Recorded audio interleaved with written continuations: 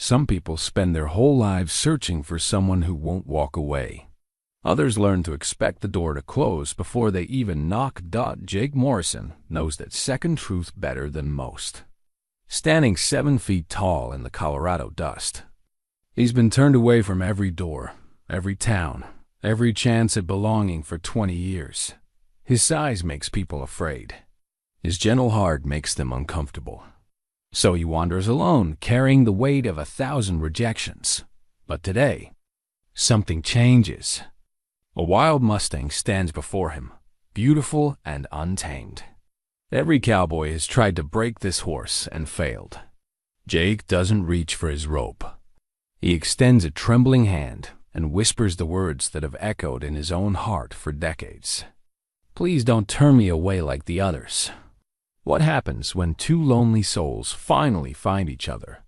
Before we jump back in, tell us where you're tuning in from, and if this story touches you, make sure you're subscribed because tomorrow I've saved something extra special for you. The Colorado Territory stretched endlessly before Jake Morrison, its red rock canyons and purple mountains holding the same promise they'd whispered to broken men for decades. Here, where the air thinned and civilized thoughts seemed to scatter on the wind, a man could disappear entirely if he wanted to. And Jake Morrison had wanted to disappear for 20 years.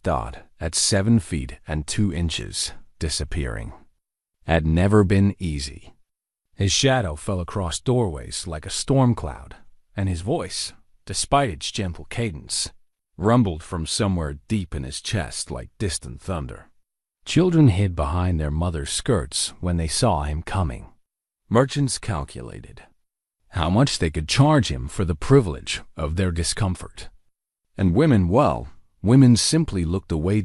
In his shirt pocket, pressed against his heart, Jake carried the last photograph of the only person who had never looked away. His mother, Eleanor Morrison, smiled up from the faded sepia image, her eyes crinkled with the same kindness that Jake remembered from those precious early years in Tennessee. She had called him her gentle giant, had braided wildflowers into his dark hair while humming old hymns, had told him that his size was God's way of giving the world more room for love. The fire had taken her when Jake was 12, along with their little cabin on the hillside and everything else that had made life worth living. The scars still marked the left side of his face, pale lines that drew across his cheek like a map of that terrible night. His father had taken one look at him in the hospital, at the burns, at the guilt written in his son's eyes, and walked away. Just walked away, leaving Jake to recover alone among strangers who whispered about the boy who couldn't save his own mother. 20 years of wandering had followed.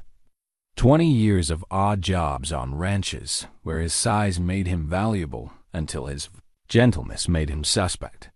Cowboys didn't cry when horses got hurt. They didn't play harmonicas to calm frightened cattle. They didn't carry pressed flowers in their Bible or know the names of every wildflower from here to the Mississippi. Jake did all these things, and each one had cost him another job. Another chance at belonging somewhere. The harmonica had been his father's, left behind in the ash of their old life. Jake had learned to play it during those first lonely years, finding that music could say things his words couldn't. Animals seemed to understand the language of melody better than human speech anyway. Horses would calm when he played the old songs his mother had hummed. Cattle would settle as notes drifted over the prairie wind. Even wild things, rabbits and deer, and once, memorably, a wounded mountain lion had paused to listen before deciding he meant no harm. It was this harmonica that had brought him to the Broken Arrow Ranch 3 days ago.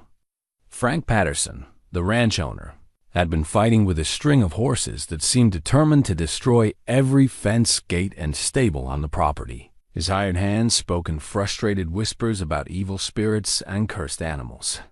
Jake had simply pulled out the harmonica and played, standing in the middle of the chaos while horses wheeled around him like dancers finding their rhythm. The effect had been immediate. Ears pricked forward instead of pinned back. nostrils flared with curiosity instead of fear. Within minutes, the entire herd had settled into watchful stillness, as if Jake were conducting some invisible orchestra. Frank Patterson was a practical man with practical problems. He didn't care if his new hand was 7 feet tall or if children crossed the street to avoid him.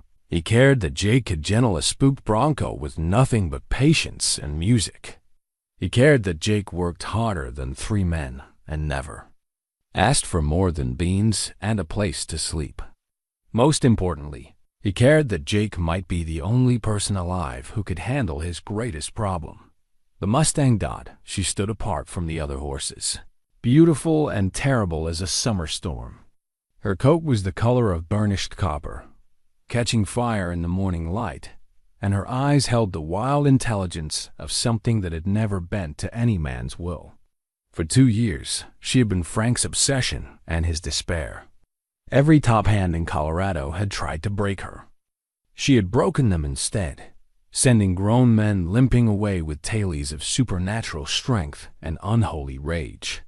She killed a man once, Frank had told Jake on that first day, his voice heavy with old regret.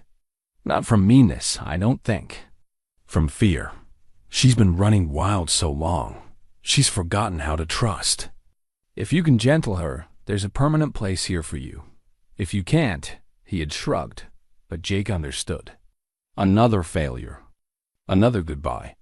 But when Jake first laid eyes on the Mustang, standing alone in the far pasture like a queen in exile, something stirred in his chest that he hadn't felt in years. Recognition. Not of her appearance, but of something deeper, the way she held herself apart from the herd, the wariness in her stance, the expectation of rejection in every line of her body. She looked at the world the way Jake looked at it, from a distance, with longing and distrust in equal measure. The other hands called her Diablo, a name that sat on her like an ill-fitting saddle. Jake thought of her simply as her, the way. He might think of a distant star or a half-remembered dream. Something beautiful and unreachable, something that existed in its own sphere of perfection. He had spent 3 days simply watching her, learning her patterns, understanding her fears.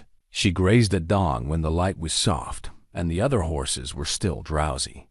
She drank from the stream at midday when the sun was high and she could see every shadow. She ran at sunset, not from anything but toward something, perhaps toward the memory of freedom, perhaps toward the hope of it. On this 4th morning, Jake approached her pasture as he had every morning, carrying nothing but his harmonica and the weight of his own loneliness. The Mustang lifted her head as he neared the fence, copper ears swiveling toward him with alert intelligence. They regarded each other across 30 yards of dry grass. 2 souls who understood the ache of isolation. Jake pulled the harmonica from his pocket and played a soft melody, something his mother had hummed while braiding his hair all those years ago. The notes drifted across the morning air like smoke, carrying with them all the gentleness his huge hands had never been allowed to offer, all the tenderness his scarred face had never been permitted to show. The Mustang took a step toward him, then another. Her movement was fluid as water, careful as prayer. Jake kept playing, pouring 20 years of rejection into the music, 20 years of doors closing and chances lost. But also hope, the fragile, persistent hope that somewhere in the world, someone might not turn away. When the song ended, they were only 10 feet apart. The Mustang's dark eyes searched his face, reading the scars and the sorrow, the fear and the desperate hunger for connection. In that moment, Jake understood that. She saw him not the giant, not the frightening stranger, but him, the boy who had braided wildflowers in his hair, the man who played lullabies to nervous cattle, the soul who had been walking wounded through the world, leaving pieces of himself at every rejection. "Please," he whispered, his voice barely disturbing. "The morning air. Please don't turn me away like the others." The Mustang stood perfectly still, her head tilted as if she were listening to something beyond words, something that lived in the space between heartbeats. Then, so slowly that Jake hardly dared to breathe, she lowered her magnificent head and took another step forward. The frayed rope hung coiled on the fence post like a sleeping snake. 30 feet of braided hemp worn smooth by countless hands and stained dark with the sweat and blood of broken dreams. Jake studied it as the morning sun climbed higher, casting sharp shadows across the pasture where the Mustang waited, still as a statue carved from living copper. Every cowboy who had tried to claim her had reached for that rope first. It was the traditional tool, the expected method: throw the loop, pull tight, and force submission through strength and stubbornness. The rope bore the scars of their failures. Frayed edges where desperate hands had gripped too tight. Dark stains where pride had met reality in violent collision. Jake's hands, large enough to palm a man's head, remained folded across the fence rail. The Mustang's eyes never left his face, reading something in his stillness that the others had never offered.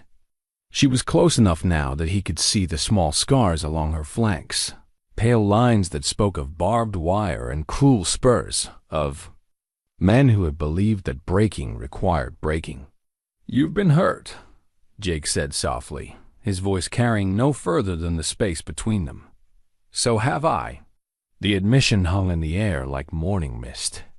Jake had never spoken his pain aloud, not to the succession of foremen who had dismissed him, not to the townspeople who had crossed streets to avoid him, not even to himself during the long nights when loneliness pressed against his chest like a physical weight. But something about the Mustang's patient attention invited truth. "They wanted to make you something you're not," he continued, his scarred fingers tracing patterns on the weathered wood. "Tried to force you into a shape that felt wrong. I know that feeling." The Mustang's ears flicked forward, and Jake caught his breath. In 20 years of gentling animals, he had learned to read the subtle language of body and breath, the way a creature's entire being could shift between fear and curiosity in a single heartbeat.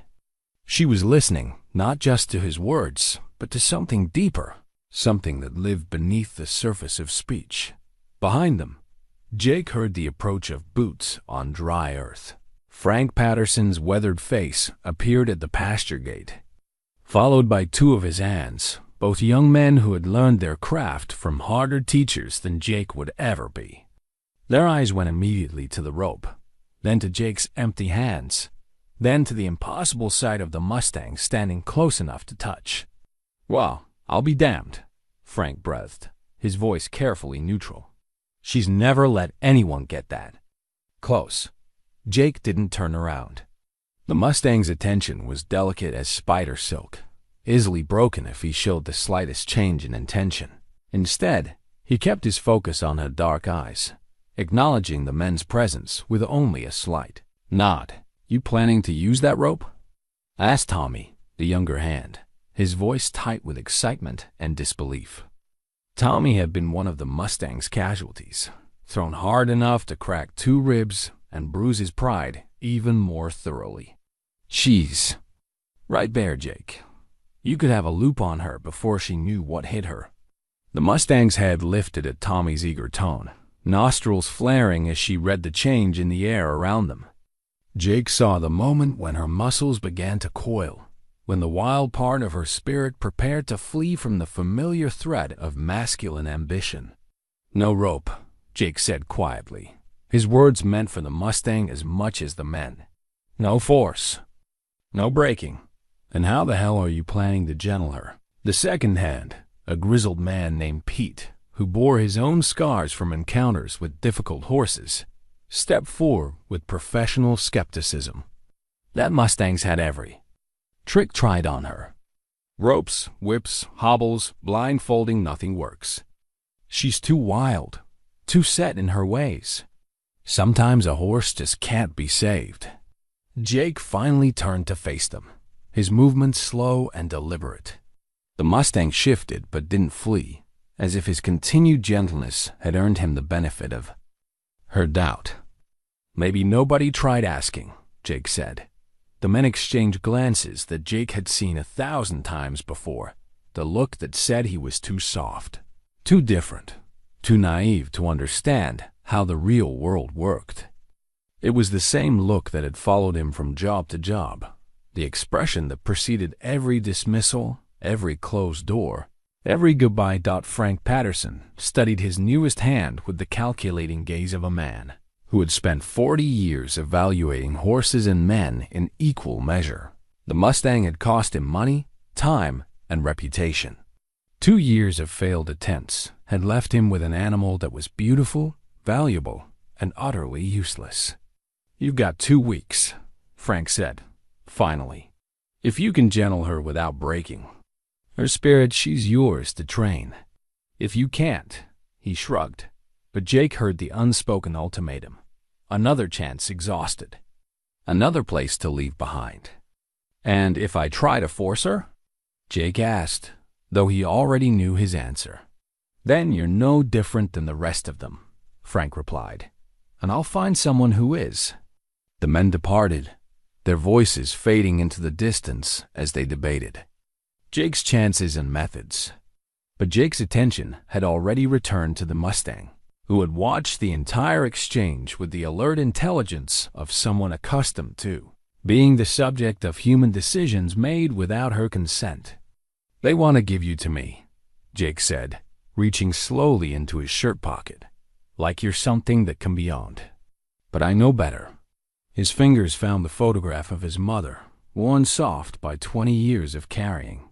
He held it up so the Mustang could see, though he knew she couldn't understand the image the way he did. What mattered was the gentleness in his gesture, the reverence with which he treated the small piece of paper. "This was the last person who saw me for who I really am," he said. "She told me that love isn't something you take.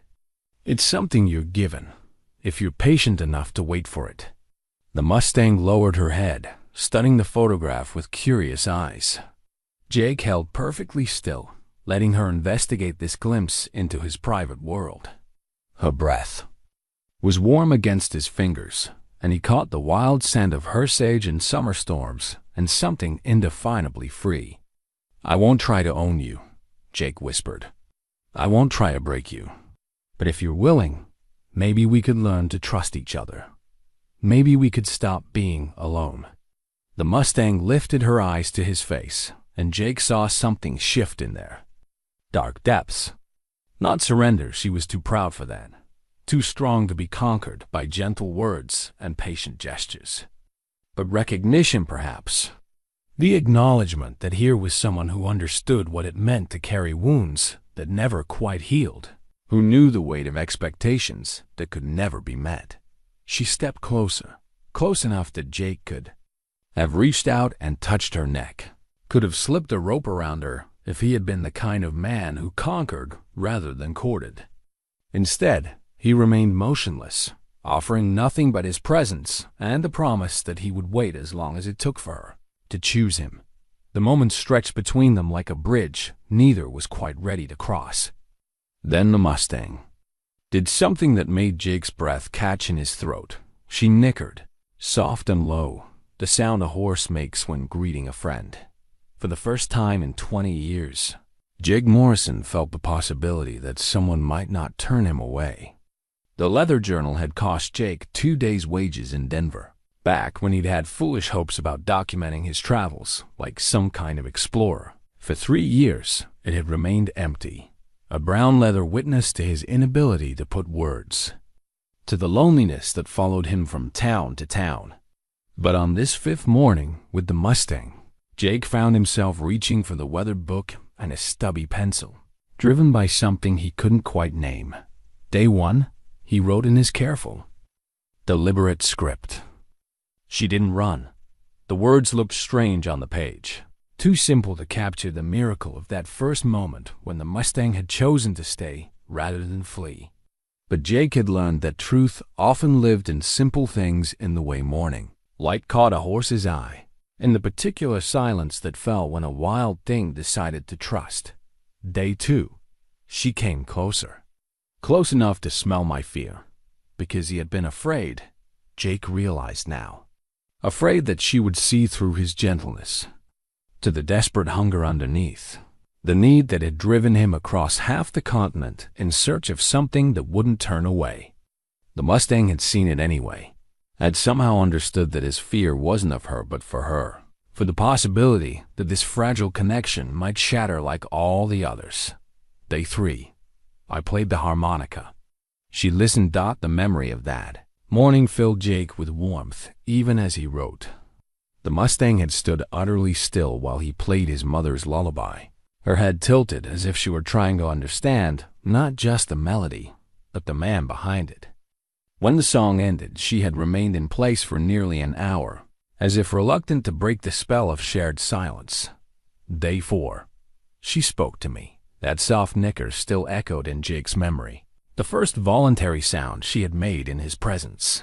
It had been tentative, questioning, the equine equivalent of hello, offered to a stranger who might prove worthy of friendship.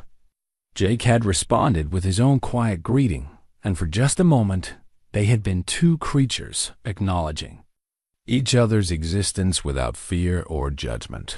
Now, on the 5th morning, Jake sat on the fence rail with the journal balanced on his knee, documenting the small miracles that others might dismiss as mere animal behavior. But Jake understood that there was nothing mere about the way the Mustang had begun to graze closer to his section of fence.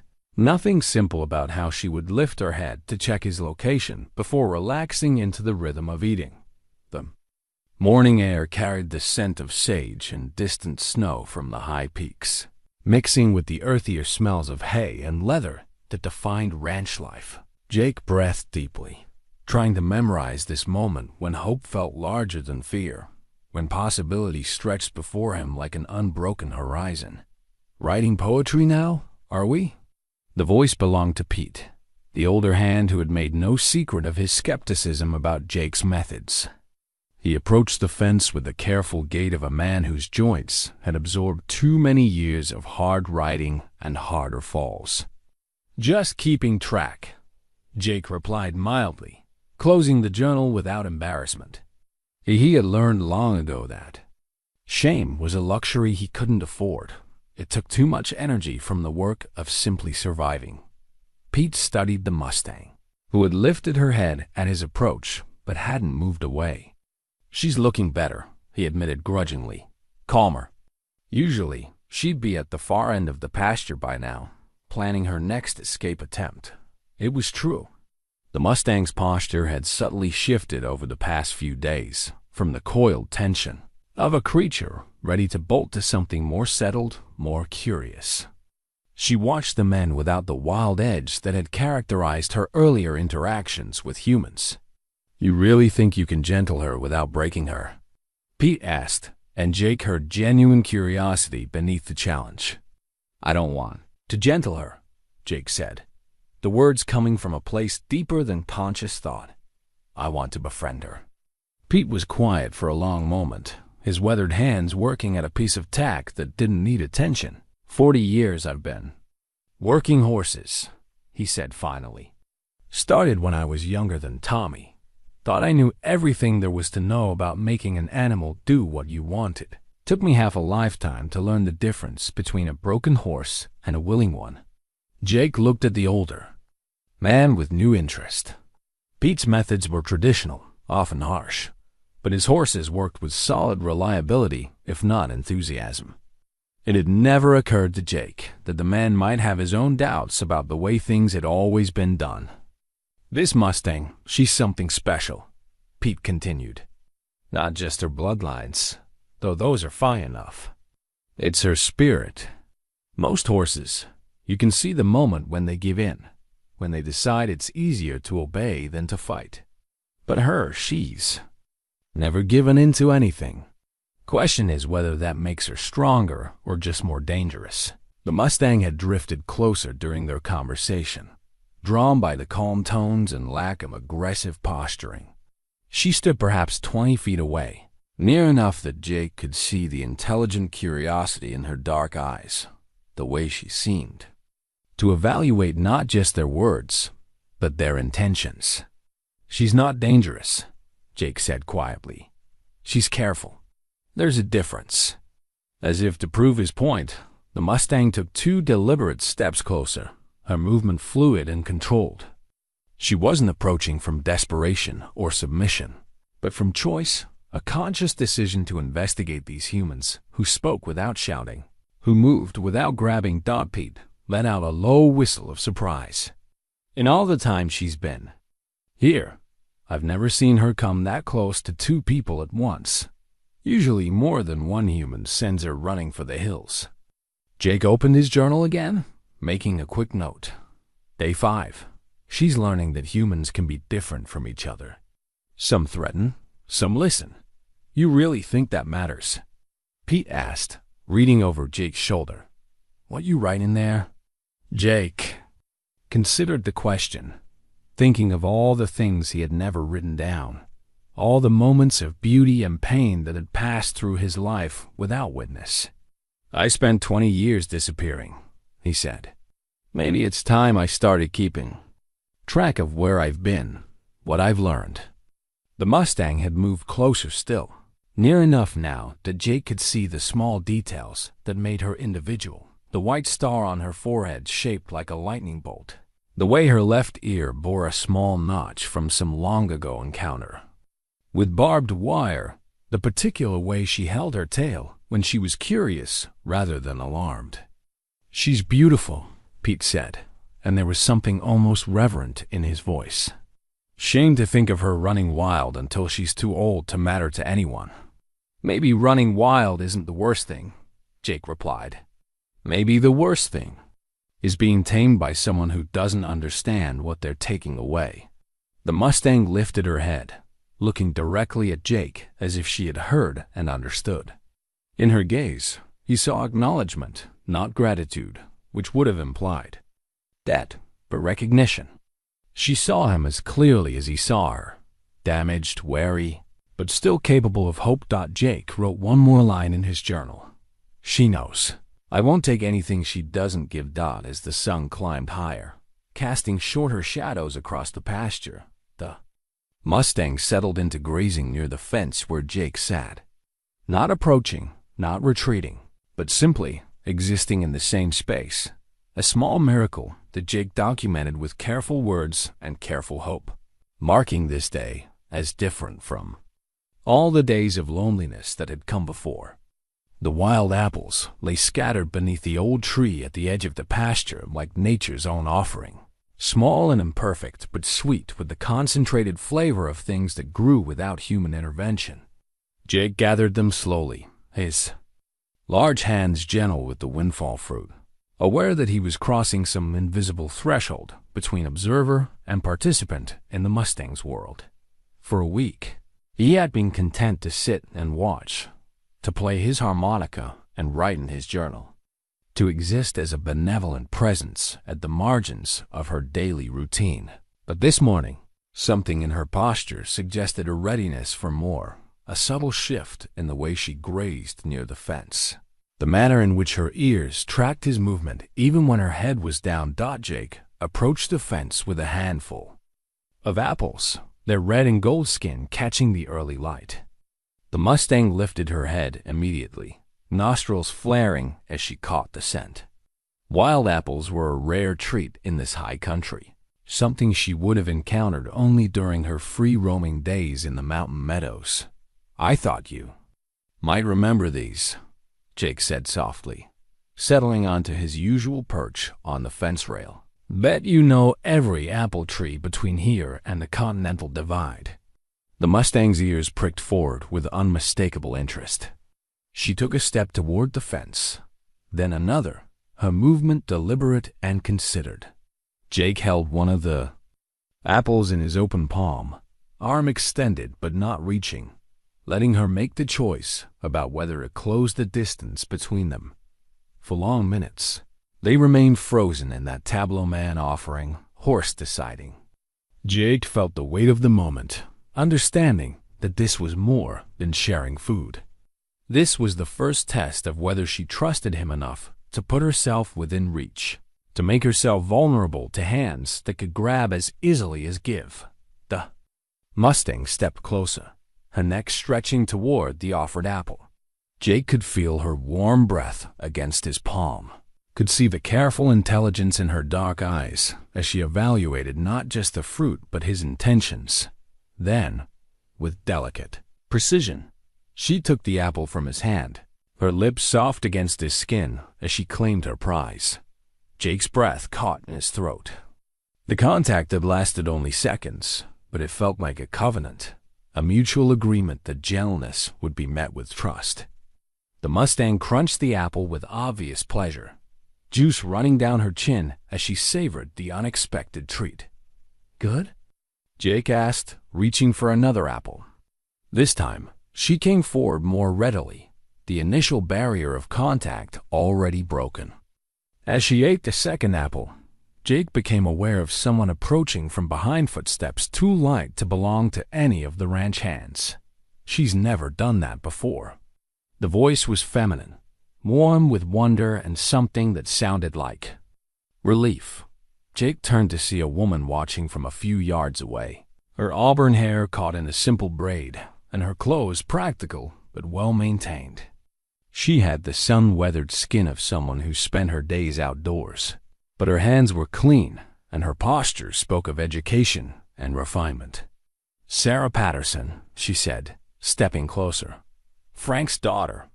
I've been watching your progress." From the house. Jake nodded politely, aware that the Mustang had tensed at the newcomer's presence, but hadn't bolted. "Jake Morrison, your father gave me a chance with her."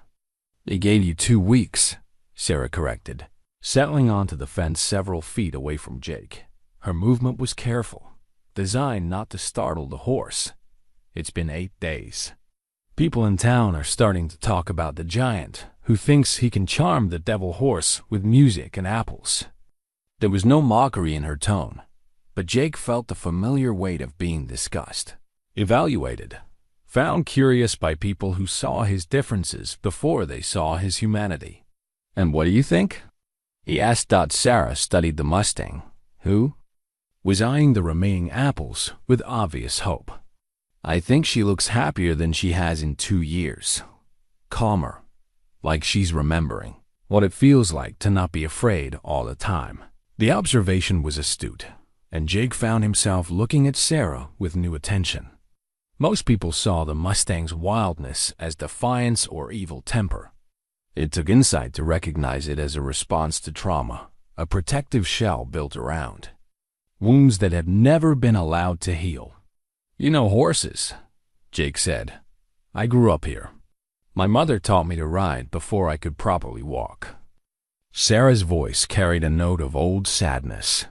She had a way with difficult animals too. Said the broken ones just needed someone to show them they could trust again. Jake offered the Mustang another apple, and this time she stepped close enough that he could have touched her neck if he'd been inclined to push the boundaries of their new accord.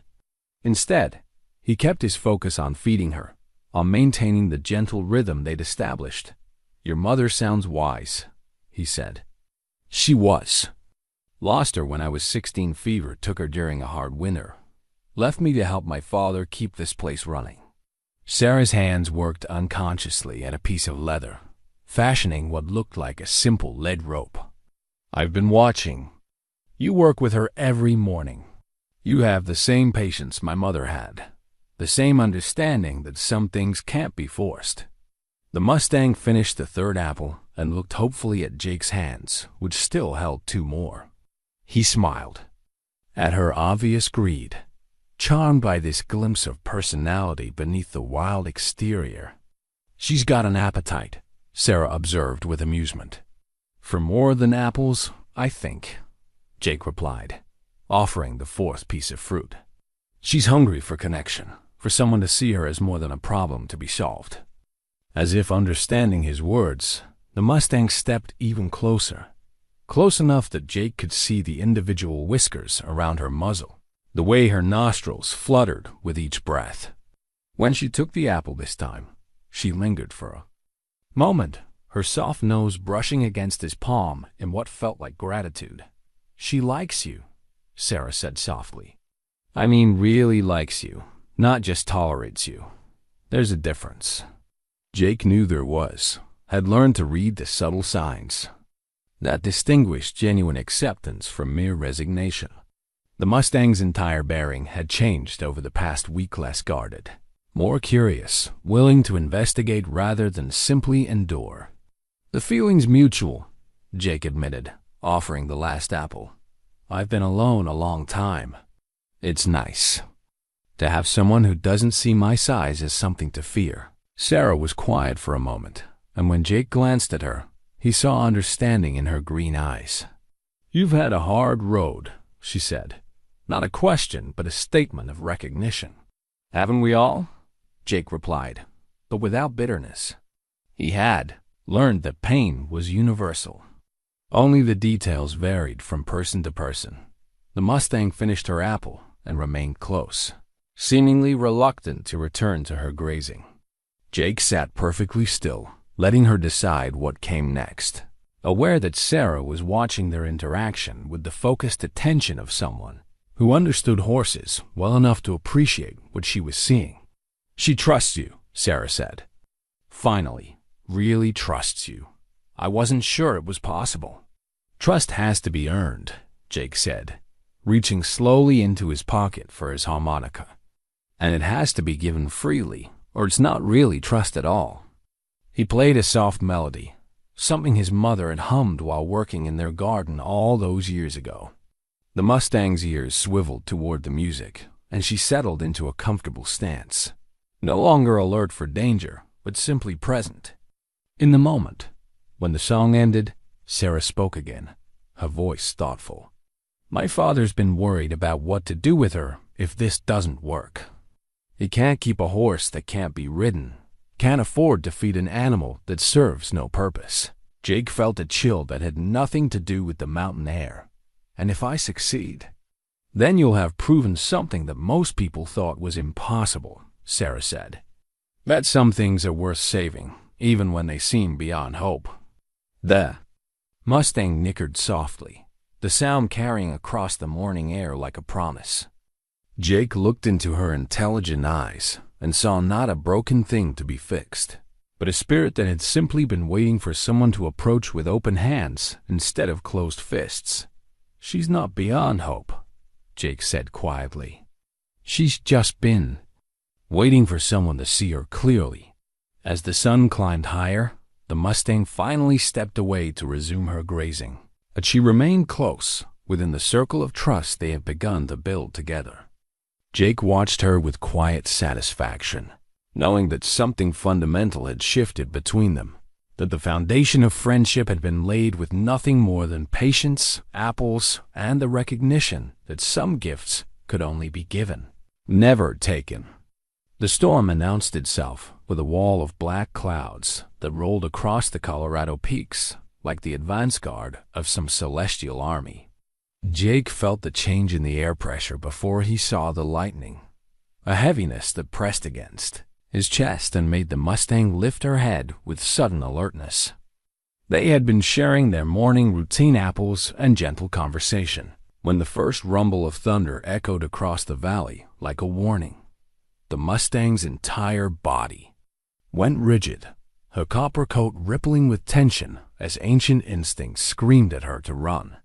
Jake had seen this reaction before in horses caught in sudden weather, but with her, it was magnified by years of surviving alone in the wild, where storms meant exposure, danger, and the constant threat of predators drawn by the chaos. "Easy, girl," Jake murmured, his voice barely audible above the rising wind. "It's just noise. Just sky having a conversation with itself." But the Mustang was beyond the reach of soothing words. Her eyes rolled white with terror, and she backed away. From the fence, every muscle coiled for flight. Jake understood her fear in the wild. A horse caught in the open during a mountain storm could die from lightning strikes, flash floods, or simply from exhaustion after hours of panicked running. The first fat raindrops began to fall, striking the dry earth with audible impacts. Within minutes, the gentle patter became a drumming, then a roar as the Colorado sky opened in earnest. Jake pulled his coat tighter around his shoulders, But instead of seeking shelter in the barn as common sense dictated, he climbed over the fence into the pasture. The Mustang wheeled away from him, her hooves striking sparks from the rocky ground, as she fought against the ancient terror that urged her to run until her heart burst. Jake approached slowly, water streaming from his hat brim, his large frame somehow managing to project calm despite the violence of the storm around them. "I'm not going anywhere," he called to her over the thunder. "You don't have to face this alone." Lightning split the sky, illuminating the pasture in stark white relief for one electric moment. The Mustang screamed a sound of pure terror that cut through Jake's heart like a blade. She reared, striking at the air as if she could fight the storm itself, and Jake saw in that moment all the nights she had endured alone. All the times fear had been her only companion. Without conscious thought, Jake pulled his coat from his shoulders and approached the terrified horse. She shied away, but he persisted, his movements slow and deliberate despite the rain that now fell in sheets. When he was close enough, he draped the heavy wool coat over her back, covering her shoulders and neck with whatever protection he could offer. The gesture was small, almost ridiculous in the face of nature's fury, but its meaning was enormous. Jake had given up his own shelter, his own warmth, to shield her from the storm. The Mustang stood trembling beneath the makeshift blanket, her eyes wide with confusion and something that might have been wonder. "There," Jake said, his voice steady despite the cold rain that soaked through his shirt within seconds. "Now we'll weather it together." He settled onto the ground beside her, cross-legged in the mud, close enough to provide presence, but not so close as to crowd her. The Mustang looked down at him with an expression that seemed almost human in its complexity, surprise, gratitude, and something deeper that might have been the beginning of love. Thunder crashed overhead, so close that Jake felt it in his bones. But the Mustang no longer shied. Instead, she lowered her head until her muzzle nearly touched his shoulder, accepting his protection and his presence as gifts beyond price. They sat together in the fury of the storm, man and horse sharing warmth and courage while the sky raged around them. From the ranch house, Sarah Patterson watched through the kitchen window, her coffee growing cold in her hands as she witnessed something she had never expected to see. The giant stranger sat in the storm like some ancient guardian, keeping vigil over a horse that had never trusted anyone enough to accept help. His dark hair was plastered to his skull, his shirt transparent with rain, but his posture spoke of absolute commitment, the stance of someone who would endure whatever was necessary to prove that he could be counted on. "That man's going to catch his death," Frank Patterson said, joining his daughter at the window. "All for a horse that's probably not worth half what I've got invested in her feed." "Look at her, Pa," Sarah said softly. "Really look at her." Frank peered through the rain-lashed glass and saw what his daughter meant. The Mustang stood perfectly still despite the lightning and thunder, her head lowered in a gesture of trust that she had never shown to any human being. Jake's coat covered her back like a blessing, and her entire posture spoke of acceptance, of allowing herself to be protected for the first time in her wild life. "Well, I'll be damned," Frank muttered. "She's letting him help her." "More than that," Sarah said, understanding something fundamental about what she was witnessing. "She's letting herself need him." The storm raged for 3 hours, and Jake never moved from his position beside the Mustang. He talked to her sometimes, his voice a counterpoint to the thunder, telling her stories about his mother's garden and the songs she used to sing during Tennessee thunderstorms. He played his harmonica when the lightning paused, soft melodies that seemed to wrap around them both like additional shelter dot by the time the clouds began to break, revealing patches of blue sky like promises of better weather. Both man and horse were soaked to the skin. Jake's lips were blue with cold, his hands stiff from the chill, but his eyes held a warmth that had nothing to do with physical temperature. The Mustang lifted her head as the last drops of rain fell, and Jake saw himself reflected in her dark eyes, not the giant that frightened children, Not the strange loner that made townspeople uncomfortable, but simply a friend who had proven himself worthy of trust. She nuzzled his shoulder gently, a gesture of gratitude and affection that made his throat tight with emotion. "We made it through," Jake said, his voice hoarse from the cold and damp. "Both of us." As he stood to retrieve his coat, the Mustang did something extraordinary. She followed him, staying close to his side as if reluctant to break the bond they had forged in the crucible of the storm. When Jake draped the wet wool over his shoulders, she pressed against him. Sharing what warmth they could generate together, Sarah appeared at the pasture gate with a thick blanket and a steaming cup of coffee, her green eyes bright with understanding. "You look like you could use these," she said. Climbing through the fence to join them, Jake accepted the offerings gratefully, but he didn't step away from the Mustang, who showed no signs of reverting to her former wariness.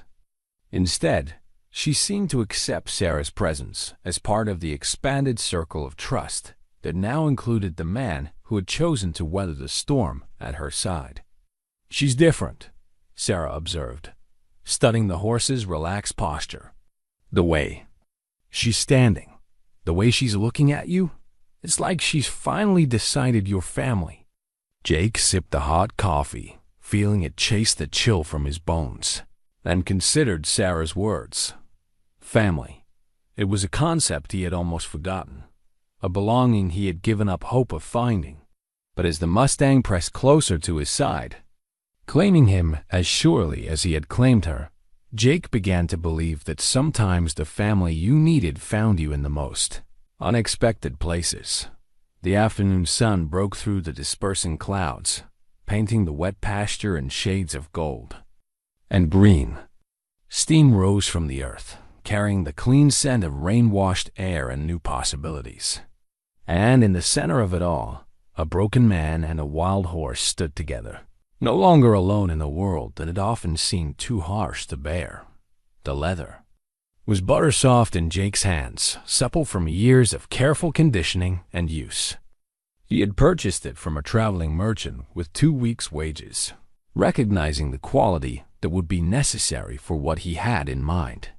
This would not be a halter designed to restrain or control, but something altogether different to bridge between human intention and equine consent, a symbol of partnership rather than dominion. Jake worked by lamplight in the barn's tack room, his large fingers surprisingly deft as they braided and stitched, creating something that had never existed before. Every traditional halter he had ever seen was designed with the assumption that a horse would eventually resist. That force would be necessary to maintain control. This halter he was crafting operated on a different philosophy entirely. It would guide only when the horse was willing to be guided, would hold only when she chose to be held. The Mustang watched him from her stall, a recent development that still amazed the entire ranch. 3 days after the storm, she had followed Jake into the barn voluntarily. Curious about this indoor world she had always avoided, Frank Patterson had built the stall with reinforced walls and heavy locks, anticipating a wild animal's desperation to escape. Instead, the Mustang had explored her new quarters with the careful attention of someone investigating a potential home. "You know what I'm making, don't you?" Jake asked softly, holding up the partially completed halter. The leather gleamed in, the lamplight unmarked by metal studs or harsh buckles. "This is for you if you want it, but only if you want it." The Mustang stepped closer to the stall door, her neck stretched toward the strange device that smelled of new leather and Jake's familiar hands. Her nostrils fluttered with curiosity, reading layers of information that humans could never access. The confidence in Jake's scent, the care with which he handled the leather, the absence of any fear or aggression in his movements. Sarah appeared in the doorway of the tack room, her hair loose around her shoulders and her eyes soft with something Jake couldn't quite identify. She had been spending more time at the barn lately, drawn by the extraordinary transformation taking place between man and horse. Her presence had become as natural as the morning sun, a comfortable addition to the small world Jake was building around his growing friendship with the Mustang. "That's beautiful work," she said, settling onto a wooden crate to watch him braid. "Where did you learn to work leather like that?" Jake's hands paused for a moment, memory flickering across his scarred features. "My mother," he said quietly. "She made harnesses for the farmers around our place in Tennessee. Said that anything you put on a horse should be made with love, because the animal would feel the intention in the leather." Sarah studied the halter with new understanding, seeing not just the craftsmanship but the philosophy behind it. Every stitch spoke of reverence, every piece of leather chosen for comfort rather than durability. This was not a tool of control, but an invitation to partnership. "She sounds like a remarkable woman," Sarah said. She was. Jake resumed his braiding, his voice carrying the warm sadness of old grief transformed into gratitude. She believed that gentleness was a choice, not a weakness. That the strongest people were the ones who could be soft when softness was needed. The Mustang nickered softly, as if she understood that they were discussing her as much as Jake's mother. She had begun to make small sounds in Jake's presence, not the screams of fear that had once characterized her interactions with humans, but gentle communications that spoke of contentment and curiosity. "She's talking to you," Sarah observed with wonder. "I've never heard her make sounds like that." Jake looked up from his work to meet the Mustang's intelligent gaze. "She's got things to say. Just took a while to find someone who would listen." As he spoke, Jake realized that the same could be said about himself. For 20 years, he had carried thoughts and feelings that had no outlet, no safe recipient. His journal had been a start, but there was something different about having living witnesses to his words, beings who heard not just his voice but his meaning. "I used to think I was too different to belong anywhere," Jake said, his hands never stopping their careful work. "Too big, too gentle, too strange for the world as it is. But maybe the world just needed time to catch up to a different way of being." Sarah felt something shift in her chest, a recognition that went deeper than sympathy. "I know that feeling," she said quietly. "Being different, I mean. After my mother died, I had to become someone else overnight, part daughter, part ranch, and part business partner to my father. Never quite fitting any role completely." The confession hung in the air between them, honest and vulnerable. Jake looked at her with new understanding, seeing past the competent exterior to the young woman who had sacrificed her own dreams to hold her family's world together. "What did you want to be?" he asked. "Before you had to become everything else?" Sarah was quiet for a long moment, her fingers tracing patterns on the wooden crate. "A teacher," she said finally. "I wanted to work with children, help them see that learning could be joyful instead of just necessary. Foolish dream for a ranch girl with responsibilities." "Not foolish," Jake said firmly. "Necessary. The world needs people who remember that gentleness matters, that patience can accomplish what force never could." As if to illustrate his point, the Mustang extended her neck as far as the stall door would allow, her nose nearly touching the halter in Jake's hands. She investigated the leather with careful attention, her breath warm against the supple material. "She wants to try it," Sarah said, amazement coloring her voice. Jake stood slowly, the completed halter in his hands.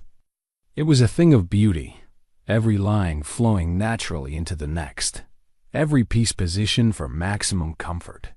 The noseband was padded with lamb's wool, the crown piece designed to distribute pressure evenly, the lead attachment placed where it would suggest rather than demand. "Only if you're ready," Jake said to the Mustang, holding the halter where she could see and smell it. "This is your choice, not mine." The Mustang studied the leather apparatus with the focused attention she gave to everything that might affect her safety or comfort. Jake waited, knowing that this moment would define the nature of their relationship going forward. He could put the halter on her by force. She was in a stall now, confined enough that two determined humans could overpower her resistance. But that would destroy everything they had built together, would reduce their friendship to the same pattern of dominance and submission that had characterized her past. After what felt like hours, but was probably only minutes, the Mustang stepped forward and lowered her head, positioning herself to receive the halter. Jake's hands trembled slightly as he slipped the soft leather over her ears, adjusting the fit with infinite care. The Mustang stood perfectly still, trusting him to handle her in this moment of vulnerability. When the halter was in place, Jake stepped back to admire his work. The Mustang looked magnificent, the golden leather complementing her copper coat, the simple design enhancing rather than hiding her natural beauty. But more than that, she looked willing, not resigned or defeated, but ready to explore what partnership might mean. "She's beautiful," Sarah breathed, and Jake heard something in her voice that made him look at her more closely. In the lamplight, with her hair catching golden highlights and her eyes soft with emotion, Sarah was beautiful too, not just in the way that any pretty woman might be beautiful, but with the deeper beauty of someone whose heart was open to wonder. "Yes," Jake said quietly, though he found himself looking at Sarah rather than the horse. "She is." The Mustang moved her head experimentally, testing the feel of the halter, learning how the leather responded to her movements. Jake had attached a long, soft lid rope that pulled on the stall floor, another invitation rather than a restraint. If she wanted to move away, she could do so easily. If she wanted to come closer, the rope would allow that too. What she chose to do surprised them both. The Mustang stepped forward until her nose touched Jake's chest, then rested her head against his shoulder in a gesture of complete trust. The weight of her acceptance pressed against Jake's heart, and he felt tears prick at his eyes, not from sadness, but from the overwhelming relief of finally being chosen by someone who mattered. "She loves you," Sarah said softly, and there was something in her voice that suggested she understood exactly how that felt. The wanted poster lay flat on Frank Patterson's desk like a dead thing, its yellowed edges curled with age and its ink faded but still legible. 20 years of Colorado sun streaming through the ranch house windows had done nothing to obscure the face that stared up from the paper younger, unscared, but unmistakably the same features that belonged to the gentle giant who had transformed their wild Mustang into a willing partner. Sarah's hands shook as she read the words beneath the crude sketch. Wanted for murder. Jake Morrison, age 18. Wanted in connection with the death of Eleanor Morrison, Knoxville, Tennessee. $500 reward. She had come into her father's office looking for the deed to the south pasture, something mundane and expected. Instead, she had found this fragment of Jake's past tucked between old ranch records and forgotten correspondence. Her father must have received it years ago, along with dozens of other such notices that drifted west with every mail delivery. Circulars about criminals and fugitives who might seek refuge in the vast anonymity of the frontier. The photograph attached to the poster showed a different Jake Morrison, this one clean-shaven and hollow-eyed, his face unmarked by the scars that now drew across his left cheek. But the eyes were the same, gentle, even in their printed reproduction, holding the same patient sadness that had drawn Sarah to the man who played harmonicas to horses and wrote poetry in leather-bound journals. The murder victim's name struck Sarah like a physical blow. Eleanor Morrison. The same name Jake had whispered when he spoke of his mother, the woman whose photograph he carried pressed against his heart. According to this poster, Jake Morrison was wanted for killing the person he loved most in the world. Sarah sank into her father's chair, her mind reeling as she tried to reconcile the man she had come to know with the accused killer described in the faded print. The Jake Morrison who had sat in a storm to comfort a frightened horse, who crafted leather halters with infinite patience, who spoke of his mother with reverence and grief. That man seemed incapable of violence against anyone, let alone the woman who had taught him gentleness. But the evidence lay before her in black and white. 20 years old but damning in its accusations. Wanted for murder. A price on his head. A past that he had never mentioned. A truth that recontextualized every moment of their growing friendship. The sound of voices outside drew Sarah to the window, where she saw Jake in the corral with the Mustang, working through the slow process of teaching her to accept a rider's weight. He moved with infinite patience, his voice a continuous murmur of encouragement as the horse learned to trust his presence on her back. There was nothing threatening in his posture, nothing that suggested violence or deception. But then, Sarah thought with a chill, what did a killer look like? What did someone carry 20 years of running? 20 years of hiding from a crime that had defined his entire adult life. "Sarah? You in there?" Frank Patterson's voice carried from the front porch, followed by the sound of boots on wooden steps. Sarah quickly folded the poster and slipped it into her pocket, her heart hammering as she tried to compose herself. By the time her father entered the office, she was standing at the window with what she hoped looked like casual interest. "Just watching Jake work with the Mustang," she said, proud that her voice remained steady. "He's got her accepting a saddle. Now." Frank joined her at the window, his weathered face creased with satisfaction as he watched his investment finally begin to pay dividends. "Never seen anything like it," he admitted. 2 weeks ago, that horse was an expensive problem. Now she's looking like she might actually earn her keep. "What do you know about Jake's past?" Sarah asked, trying to keep the question casual. "Before he came here, I mean." Frank shrugged, his attention still on the training session outside. "Same as most drifters who end up here. Hard luck somewhere else, looking for a fresh start. I don't ask too many questions about where a man's been, long as he can do the work I need done." "But what if?"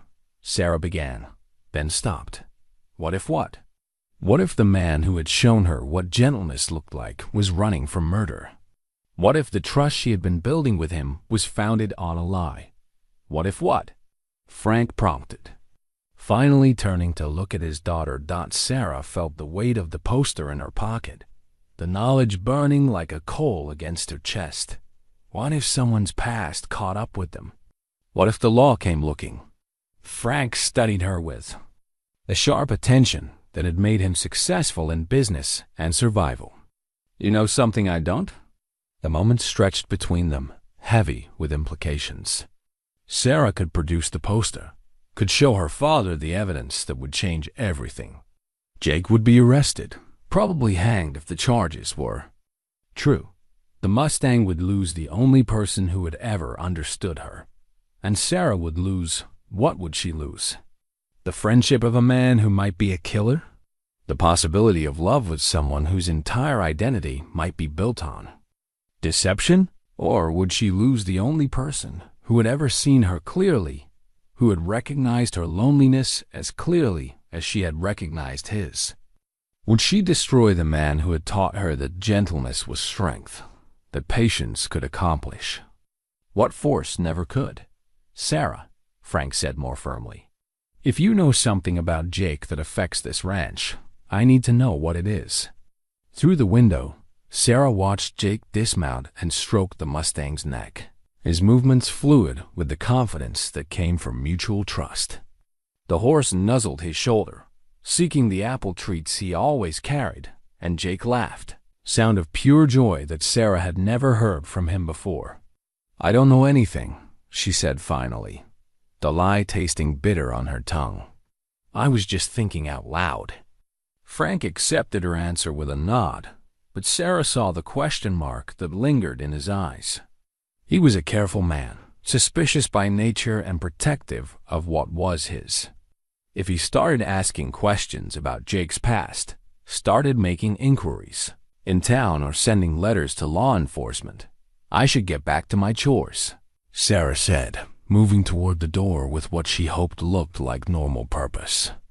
"Sarah." Frank's voice stopped her at the threshold. "That man's been good for this place, good for that horse. But if there's something I should know about him, something that could bring trouble to our door, I trust you to tell me." Sarah met her father's gaze and nodded, hating herself for the deception, but unable to find an alternative. That didn't destroy everything good that had grown from Jake's presence on the ranch. That evening, Sarah found herself unable to concentrate on anything beyond the weight of knowledge in her pocket. She helped with dinner preparations mechanically, her responses to her father's conversation distracted and brief. When Jake appeared at the kitchen door, asking about liniment for the Mustang's legs, Sarah could barely meet his eyes. "She's working harder than she has in years," Jake explained to Frank, accepting the bottle of arnica solution. "Want to make sure she doesn't get sore from the training." "Sensible," Frank agreed. "How much longer before she's ready for real riding?" Jake considered the question with the careful attention he gave to everything concerning the Mustang. "Another week, maybe 2.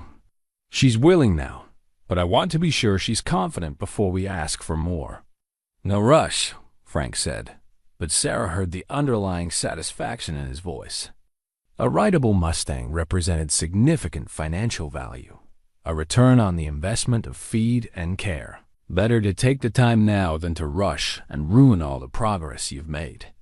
After Jake left, Sarah sat on the front porch in the gathering twilight, the poster burning in her pocket like a guilty secret.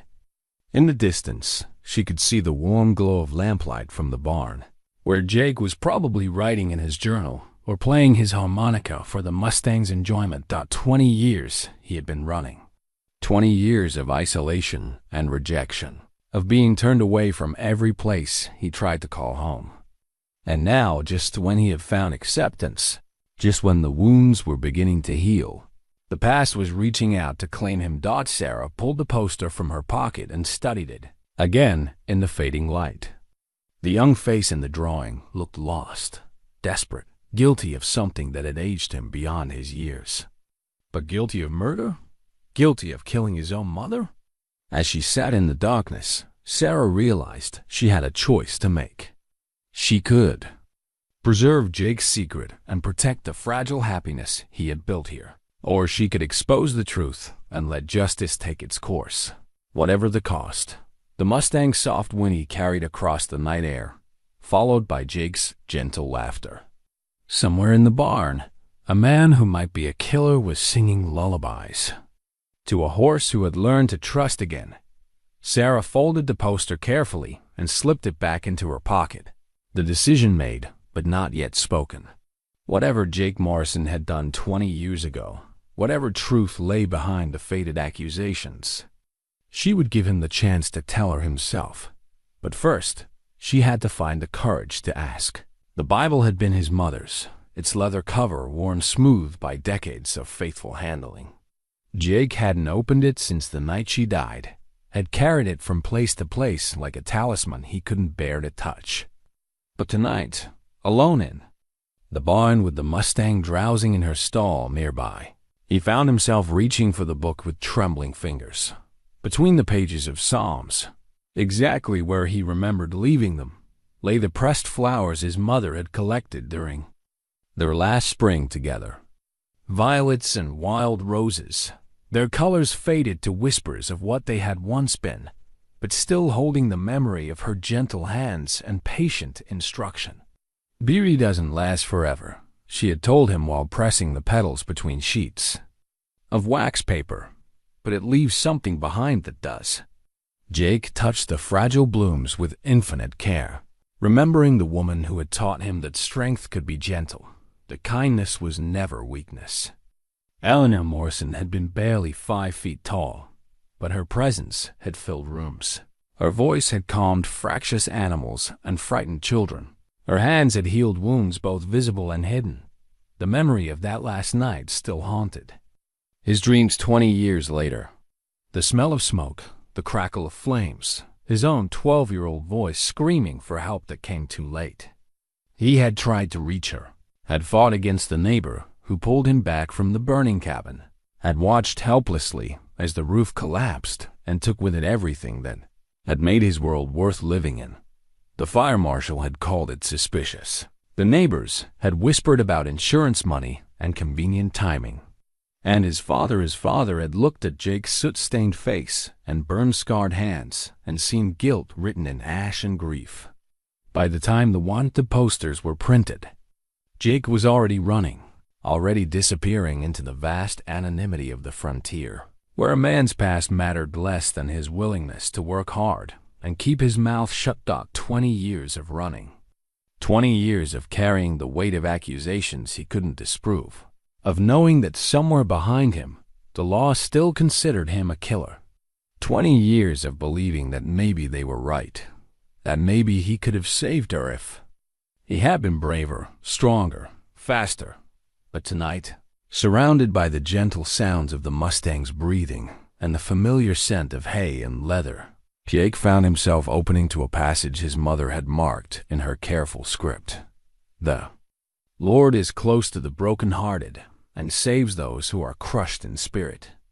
Underneath the verse, in her flowing handwriting, she had written, "For my gentle giant, who carries more love in his heart than the world knows how to receive. Remember that forgiveness begins with forgiving yourself, and courage is not the absence of fear, but the decision to do what's right despite it."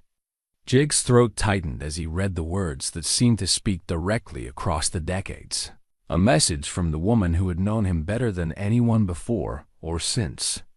She had seen something in him worth saving, worth nurturing, worth loving. Even when the world turned away, the sound of footsteps outside the barn made Jake look up from the Bible, his heart jumping as he realized how vulnerable he was in this moment, how exposed. He quickly closed the book and slipped it into his jacket pocket, but not before Sarah appeared in the doorway, her face pale in the lamplight. "Jake," she said, her voice tight with something that might have been fear or might have been determination. "We need to talk."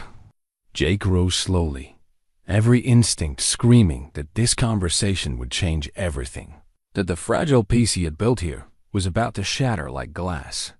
Sarah's posture spoke of decisions made and lines crossed, of knowledge that couldn't be unknown.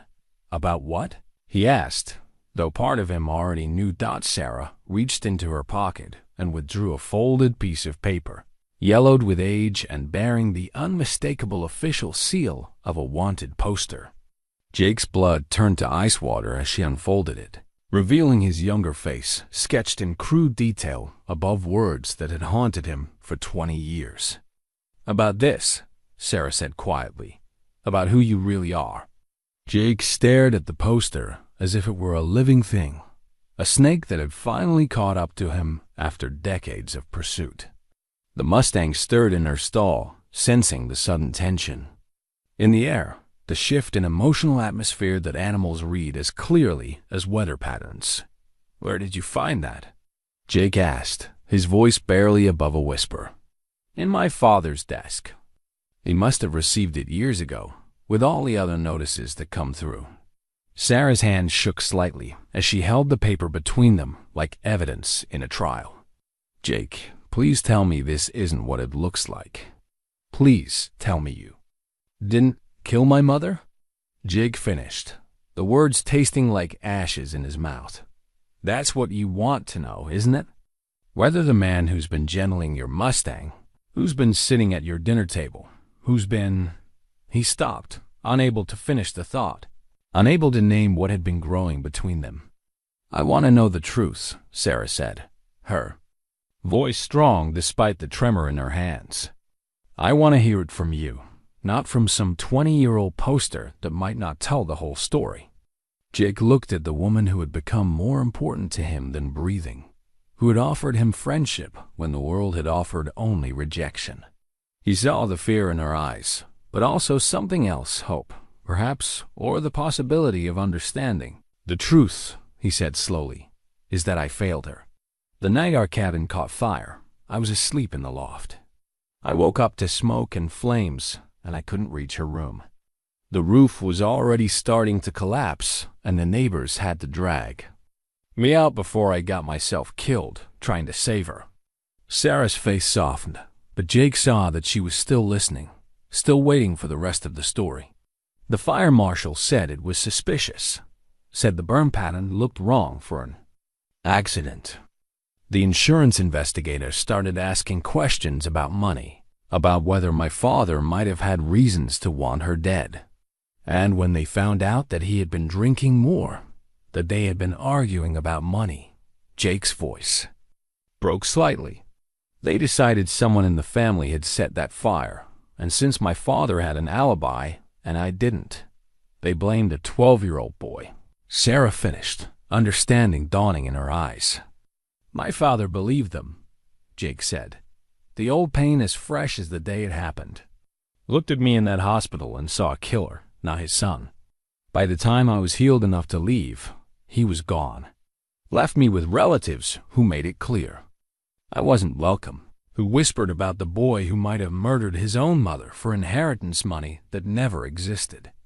The Mustang moved restlessly in her stall, responding to the emotional turbulence that filled the barn like smoke. Jake moved to her instinctively, his hands finding comfort in her warm presence, even as his world threatened to collapse around. Him. So you ran, Sarah said. Not a question, but an understanding. I ran, Jake confirmed.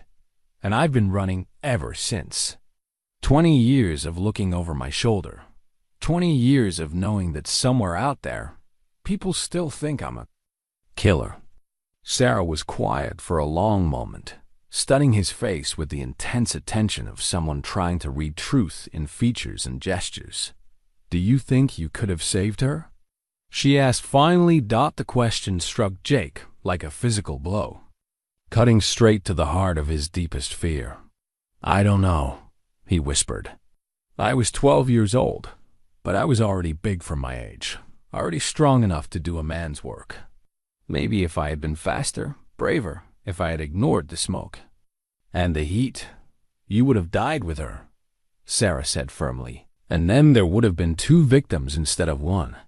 Maybe that would have been better, Jake said, the words torn from some deep place of pain. Maybe I should have died trying to save her instead of living with the knowledge that I didn't. Sarah stepped closer, close enough that Jake could see the tears in her eyes, the compassion that had replaced fear and doubt. Jake Morrison, she said quietly, you were a child who lost everything and then was blamed for it by the very people who should have protected you. Jake felt something crack open in his chest, a wound that had festered for 20 years. Suddenly exposed to light and air. But what if they were right? He asked, his voice breaking. What if I could have saved her, and I was just too scared to try? Then you were human, Sarah said simply. Scared and small, and facing something no child should ever have to face. But Jake, listen to me. She reached out and touched his arm, her hand warm against the chill that seemed to have settled into his bones. The man I've come to know, the man who sat in a storm to comfort a frightened horse, who crafts leather with infinite patience, who plays lullabies in the dark. That man is not a killer. That man is someone who loves so deeply that he would rather blame himself than accept that sometimes terrible things happen to good people. The Mustang nickered softly, and Jake realized that his hands were shaking as he stroked her neck. You don't understand, he said desperately. They have my name on that poster. If anyone recognizes me, if word gets out that Jake Morrison is here, then we'll face it, Sarah said with quiet determination. Together. Jake stared at her, hardly daring to believe what he was hearing. You would do that? Even knowing what people think I am. I know what you are, Sarah said firmly. You're the man who taught me that gentleness is strength, that patience can accomplish what force never could. You're the man who made me remember what it feels like to hope for something beyond duty and obligation. The words hung between them like a bridge, an offer of connection that Jake had never dared to imagine. But even as his heart leaped toward the possibility she offered, practical considerations crashed back into his consciousness. If I stay, I put you in danger, he said. You and your father, this ranch, everything you built here. If the law, Comey's looking, then we'll prove your innocence, Sarah interrupted. 20 years is a long time, Jake. Maybe there's new evidence. Maybe the real truth has come to light. Maybe it's time to stop running and start fighting. Jake pulled his mother's Bible from his pocket, holding it like an anchor in the storm of emotions that threatened to overwhelm him. I don't know how to fight this, he admitted. I've been running so long, I've forgotten how to stand still and face what's coming. Sarah moved closer still, her hand covering his on the worn leather binding. Then learn, she said. Learn to stand still. Learn to trust that you don't have to face this alone. The Mustang pressed her head against Jake's shoulder, as if offering her own support to the man who had taught her that trust was possible. In that moment, surrounded by the warmth of two beings who had chosen to see him clearly and love him anyway, Jake felt something shift inside his chest. There's something else, he said quietly, knowing that if he was going to trust Sarah with his life, he had to trust her with everything. Before I came here, I hadn't spoken my mother's name aloud in 20 years. I carried her memory like a wound that couldn't heal, something too precious and too painful to share. But being here, with you and with her, he gestured toward the Mustang. It's like learning to breathe again. Sarah's eyes softened with understanding. She would be proud of you, she said. Your mother. She would be proud of the man you became, of the kindness you've carried, despite everything that tried to break it. Jake opened the Bible to the passage he had been reading, showing Sarah the pressed flowers and his mother's careful notation. She wrote this for me, he said, about forgiveness and courage. I think maybe it's time I started listening. Sarah read the inscription carefully, her fingers tracing the faded ink with reverence. Forgiveness begins with forgiving yourself. She read aloud, Jake, maybe that's what this is about. Maybe you found your way here not to hide, but to heal. And if healing means facing the past, Jake asked, if it means risking everything we've built here, then we face it together, Sarah said again, her voice steady with conviction. But Jake, you have to make the choice. You can keep running, keep carrying this burden alone, or you can trust that some things are worth the risk. Jake looked around. The barn that had become his sanctuary, at the Mustang who had taught him that trust was possible, at the woman who had offered him something he had never dared to hope for. The safe choice would be to leave tonight, to disappear again into the vast anonymity of the frontier before anyone else discovered his secret. But safety had never brought him peace, had never healed the wounds that drove him from place to place like a ghost seeking rest. Maybe Sarah was right. Maybe it was time to stop running and start fighting for the life he wanted to live. If I stay, he said slowly, if I choose to face this, there's no guarantee how it will end. The law might not care about new evidence or changed circumstances. They might just see a fugitive who's been running for 20 years. They might, Sarah agreed. But they might also see what I see, a good man who was wrongly accused, who deserves the chance to clear his name and live freely. Jake felt the weight of decision settling on his shoulders like a mantle, heavy with consequences, but also with possibility. In his pocket, his mother's Bible seemed to pulse with warmth, reminding him of her words about courage and forgiveness. The Mustang needs more time, he said finally, before she's ready for full work. Another week, maybe 2. Sarah smiled, understanding that he had made his choice. Then we use that time, she said. We prepare. We gather what evidence we can. We make sure that when the reckoning comes, we're ready for it. As if sensing the importance of the moment, the Mustang lifted her head and looked directly at Jake, her dark eyes full of trust and encouragement. Here was a creature who had learned to believe in tomorrow, despite a past full of pain, who had chosen love over fear when love was offered with an open heart. All right, Jake said, his voice growing stronger with each word. We stay. We fight. We find out once and for all what the truth is worth. Outside the barn, the Colorado night stretched endlessly toward the mountains, full of possibilities, both dark and bright. But inside, in the warm circle of lamplight and newfound determination, two damaged souls and one wild horse prepared to face whatever dawn might bring. Sheriff Marcus Dolan wore his badge like a weight he had carried too long, the silver star tarnished by 20 years of difficult decisions and imperfect justice. He rode into the Broken Arrow Ranch on a gray morning when the clouds hung low over the mountains like a promise of rain, his horse picking its way carefully through the muddy yard while his eyes took inventory of everything he saw. Jake knew.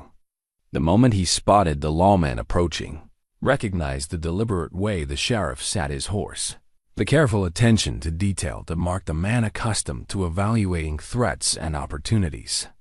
From the barn where he was working with the Mustang, Jake watched the sheriff's approach with the calm that comes after the decision to stop running has already been made. "Mr. Patterson," Sheriff Dolan called out, his voice carrying the authority of someone accustomed to being heard and obeyed. "I'm here on official business." Frank Patterson emerged from the ranch house, his face carefully neutral but his posture alert. Behind him, Sarah appeared in the doorway, her green eyes immediately seeking Jake's figure in the barn. The Mustang sensed the tension in the air, her ears pricked forward as she evaluated this new presence with the caution of a creature that had learned to read human intentions.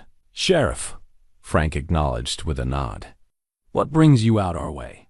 Dolan dismounted with the careful movements of a man whose joints had absorbed too many years in the saddle, his boots hitting the muddy ground with a solid thunk. From his jacket pocket, he withdrew a folded paper that Jake recognized even at a distance. The same wanted poster that had shattered his peace just days earlier. "Looking for this man," Dolan said, unfolding the poster so Frank could see.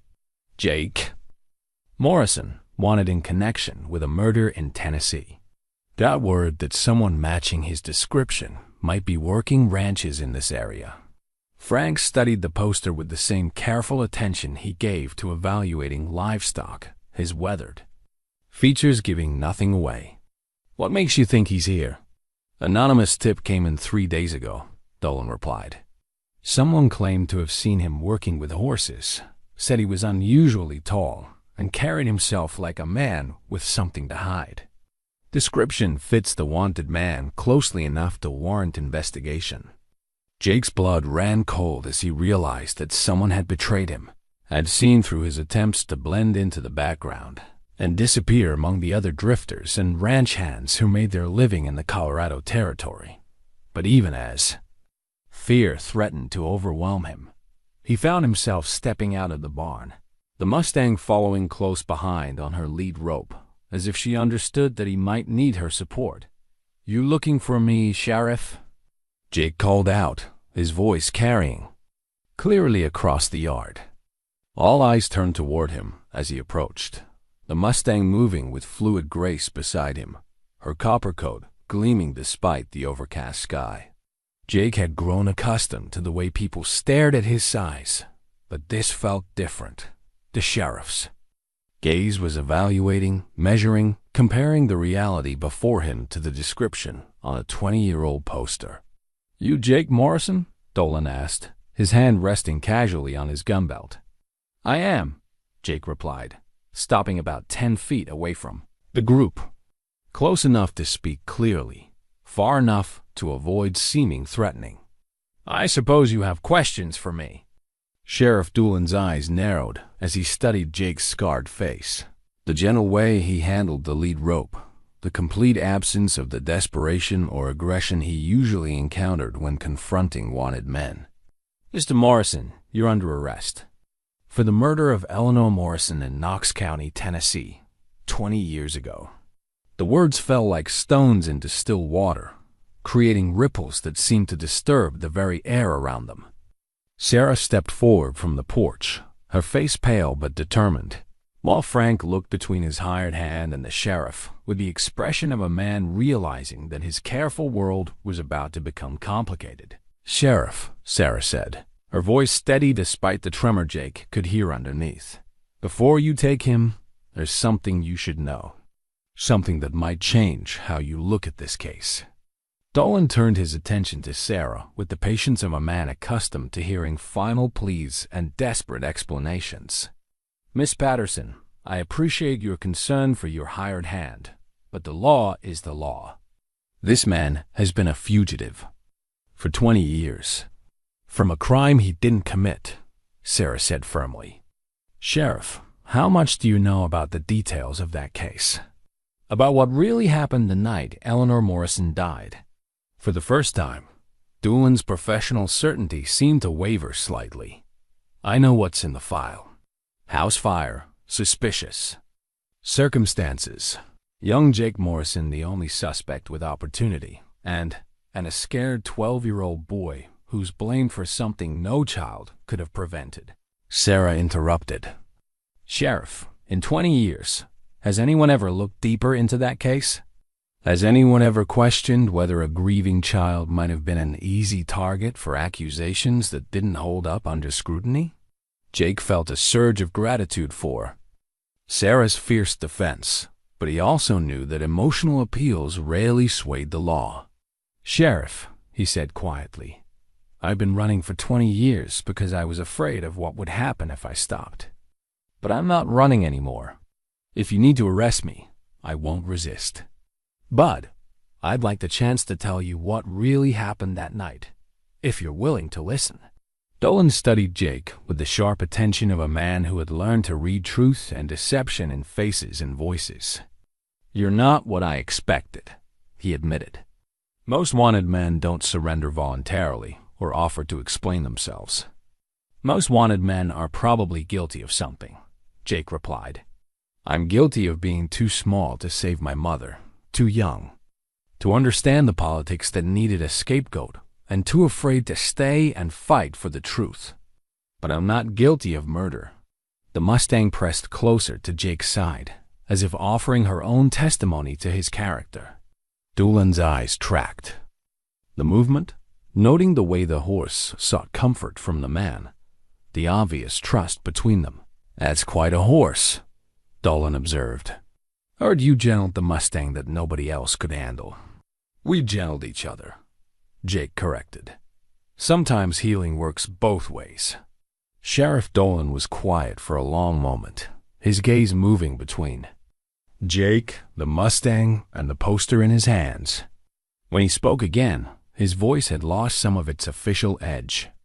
"Mr. Morrison, I've been doing this job for 15 years, and I've learned to tell the difference between a killer and a victim. But the law doesn't always make that same distinction." "I understand," Jake said. "I'm ready to face whatever comes next. Maybe you won't have to," Dolan said, reaching into his jacket for another piece of paper. "See, the funny thing about anonymous tips is that sometimes they come from people with their own agendas. And sometimes, when you start asking questions about old cases, you discover that the truth has been waiting for someone to care enough to look for it." Jake's heart stopped as Dolan unfolded what appeared to be an official document, signed and sealed with the authority of law. "What is that?" he asked, hardly daring to hope. "Deathbed confession," Dolan replied. "From a man named Caleb Morrison, your father, I believe. Died in a Tennessee prison 3 months ago, serving time for fraud and arson. Seems his conscience finally got the better of him." The world seemed to tilt on its axis as Jake absorbed the sheriff's words. His father, the man who had looked at him with such accusation and disgust, who had abandoned him to face the law alone, had finally told the truth. But only in death, only when it cost him nothing more than the confession of a guilty conscience. "What did he say?" Jake asked, his voice barely above a whisper. Sheriff Dolan unfolded the document carefully, his weathered hands treating it with the reverence due to evidence that could restore a man's life. "According to this, Caleb Morrison set that fire himself. Was drowning in gambling debts. Thought the insurance money would solve his problems. Didn't know his wife was still in the house when he lit the accelerant. The words hit Jake like physical blows, each revelation rewriting 20 years of guilt and self-doubt. He knew, Jake said, the pieces falling into place with sickening clarity. He knew I was innocent, and he let them blame me anyway. Gets worse, Dolan continued grimly. Says here that when he realized Eleanor was trapped, he tried to go back for her but couldn't get through the flames. Found you trying to climb through a window to reach her. Pulled you out just before the roof collapsed. Then, when the investigators started asking questions, he pointed them toward you instead of admitting his own guilt. Sarah's hand flew to her mouth, her eyes bright with unshed tears for the injustice Jake had endured. Frank Patterson stood, silent, his face grave as he absorbed the magnitude of what had been done to a child in the name of protecting a coward's secrets. 20 years, Jake said, the number carrying the weight of a lifetime lost to fear and isolation. 20 years of running from something I didn't do. 20 years of your father living with what he'd done, Dolan added. According to the prison chaplain who took this confession, Caleb Morrison was haunted by guilt. Drank himself into prison. Got into fights, couldn't hold down work. The chaplain said he'd been trying to work up the courage to confess for years. The Mustang sensed Jake's emotional turmoil and pressed closer, her warm presence grounding him in the moment even as his entire understanding of the past shifted and reformed. Jake's hand found her neck automatically, drawing comfort from the solid reality of her trust. Why now? Jake asked. Why did he finally tell the truth? Dying man's conscience, Dolan replied simply. And maybe because he heard through the prison grapevine that someone was asking questions about Jake Morrison, trying to track down the fugitive from Tennessee. Made him realize that his lies were still causing harm, still keeping an innocent man on the run. Sarah stepped forward, her face fierce with protective anger. Someone was hunting for Jake? Who? Dolan's expression darkened. That's where this gets interesting. The anonymous tip that brought me here came from a man who's been tracking Jake Morrison for years, convinced he could claim the reward money. Name of Slade Brennan, makes his living as a bounty hunter. Jake felt ice form in his veins at the name. He knew Brennan by reputation, a hard man who cared more about profit than justice, who had made a career of hunting fugitives with single-minded determination. The thought that such a man had been following his trail, getting closer with each passing year, made Jake's skin crawl. Where's Brennan now? Frank asked, his practical mind already considering the implications. That's the problem, Dolan admitted. I told him to stay in town while I investigated his tip, but Brennan's not the kind of man who takes orders well. He might decide to come out here himself, try to collect what he thinks is his due. As if summoned by their fears, the sound of hoofbeats echoed across the valley, approaching fast and hard. Jake turned toward the sound, his body tensing with the instincts that had kept him alive through 20 years of flight. But this time, he didn't step back or look for escape routes. This time, he stood his ground. The rider who crested the hill was everything Jake had imagined and worse lean, and hard-faced with the predatory grace of a man accustomed to violence. Slade Brennan rode like he owned the world, his eyes fixed on Jake with the satisfaction of a hunter who had finally cornered his prey. Well, Brennan called out as he dismounted, his hand resting casually on his gun. Jake Morrison, as I live and breathe. You've led me a hell of a chase, boy. Mr. Brennan, Sheriff Dolan said firmly, stepping between the bounty hunter and Jake. I told you to stay in town. Brennan's smile was cold as winter wind. And I told you that $500 is a lot of money to let slip away on technicalities. This man's a wanted killer, Sheriff. My job is to bring him in, dead or alive. Your job, Dolan replied with quiet authority, is to follow the law. And the law says that Jake Morrison is no longer a wanted man. The sheriff held up the confession document, and Jake saw Brennan's confidence waver for the first time. What's that supposed to be? Deathbed confession from the real killer, Dolan explained. Caleb Morrison admitted to setting the fire that killed his wife, admitted to letting his son take the blame. Jake Morrison has been cleared of all charges. Brennan's face darkened with rage and disappointment. 20 years of hunting, of following, cold trails and false leads had led him to this moment of potential profit, only to have it snatched away by an inconvenient truth. "I don't believe it," Brennan snarled. "Convenient timing, don't you think? Right when I finally track him down, suddenly there's new evidence?" "The confession is dated 3 months ago," Dolan said patiently, "and it's been verified by the Tennessee authorities. Jake Morrison is a free man." But Jake could see that Brennan wasn't going to accept defeat gracefully. The bounty hunter's hand had moved closer to his gun, his posture shifting into the stance of a man preparing for violence. 20 years of hunting Jake Morrison had become an obsession, and obsessed men didn't let go easily. "Free man or not," Brennan said, his voice dropping to a dangerous whisper, "he's been a fugitive for 20 years. Lot of laws broken in that time. Lot of false names used. Might not be a killer, but he's still a criminal." The Mustang snorted and sidled closer to Jake, her ears pinned back as she read the threat in Brennan's voice and posture. Jake felt a moment of pure clarity, understanding that this confrontation had been inevitable from the moment he decided to stop running. "You're right," Jake said quietly, his voice carrying clearly across the tense silence. "I did break laws. I used false names, worked under assumed identities, avoided the authorities for 20 years. But I was a child when it started, and I was afraid." He stepped forward, past Sheriff Doolan's protective stance, meeting Brennan's angry gaze with the calm that comes from finally accepting the truth of one's own life. "I'm not afraid anymore," Jake continued. "If there are consequences for the choices I made while running from a crime I didn't commit, I'll face them. But I won't run anymore, and I won't let fear make my decisions." Sarah moved to stand beside Jake, her presence a declaration of support that made his heart swell with gratitude and love.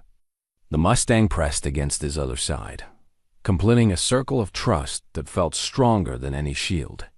"Stand down, Brennan," Sheriff Dolan ordered, his own hand now resting on his weapon. "This man is under my protection." For a moment that stretched like eternity, the confrontation balanced on a knife's edge. Then Brennan's shoulders sagged with defeat, the fight going out of him as he realized that his obsession had led him to an empty victory. 20 years, he muttered, turning away from the group. 20 years for nothing.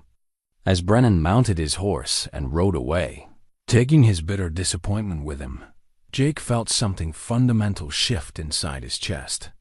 The fear that had driven him across half a continent was gone, replaced by something he had almost forgotten how to feel. Hope for a future that belonged to him. 6 months after, Sheriff Dolan rode away with Jake's exoneration papers. The foal arrived on a morning when spring painted the Colorado mountains in shades of green and gold that seemed to promise endless possibilities. She was perfect copper-colored like her mother, but with white markings that caught the early light like stars scattered across her coat.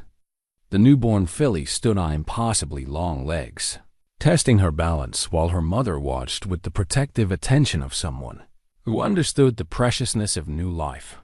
Jake knelt in the straw beside them, his large hands gentle as he checked the foal for any signs of distress or injury. But she was healthy and strong, her dark eyes already bright with curiosity about the world into which she had been born. The Mustang, who Sarah had finally named Esperanza, Spanish for Hope, nuzzled her daughter with infinite tenderness before turning to acknowledge Jake's presence with a soft whinny of welcome. "She's beautiful," Sarah said from the stall doorway, her voice warm with wonder. The simple gold band on her left hand caught the lamplight as she moved. Still new enough that Jake sometimes found himself staring at it in amazement. 3 months. Married, and he still couldn't quite believe that someone had chosen to bind their life to his, had stood before God and community and promised to love him without reservation. The wedding had been simple, just Sarah and Jake, Frank Patterson, and Sheriff Dolan serving as witness. They had exchanged vows in the little church in town, the same place where whispers about the giant stranger had gradually given way to stories about the horse, whisperer who could gentle the wildest animals with nothing but patience and kindness. The wedding rings had been fashioned from silver dollars by the town blacksmith, plain bands that spoke of permanence and commitment rather than ostentation. "She has her mother's spirit," Jake observed, watching as the foal took her first tentative steps away from Esperanza's protective side. Independent but willing to trust. It was true. Even in her first hours of life, the filly showed signs of the same intelligence that had made her mother so special, the same careful evaluation of her surroundings that suggested she would be neither easily frightened nor easily fooled. But there was also something different about her, a willingness to investigate rather than flee, a confidence that came from being born into safety rather than surviving in the wild. Frank Patterson appeared behind Sarah, his weathered face creased with satisfaction as he studied his newest asset. The Mustang breeding program had been Jake's idea, a way to combine Esperanza's exceptional bloodlines with gentle training methods that produced horses of unusual intelligence and tractability. Already, word was spreading throughout the territory about the Broken Arrow horses that worked with enthusiasm rather than resignation, that seemed to understand their riders' intentions before they were expressed. "That filly's going to be worth her weight in gold," Frank said with the practical appreciation of a man who understood livestock values. "Assuming Jake can work the same magic on her that he did with her mother." "It's not magic," Jake replied, rising from his crouch beside the foal. "It's just patience and respect. Animals know when you see them as partners instead of property." The transformation that had taken place at the Broken Arrow Ranch over the past 6 months had been remarkable. Word of Jake's methods had spread, bringing visitors from as far away as Denver and Santa Fe to observe the gentle giant, who could train horses without breaking their spirits. Some came as skeptics, convinced that force was the only language animals understood. Others came as believers, seeking to learn techniques that produced willing cooperation instead of grudging submission.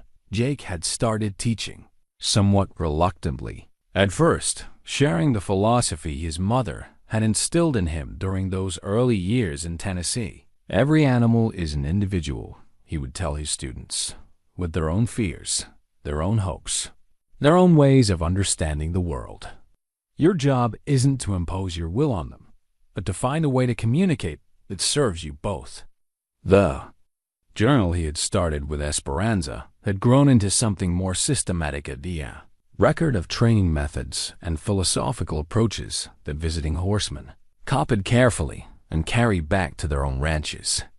Sarah had suggested that he compile his observations into a proper book, something that could spread his methods even further.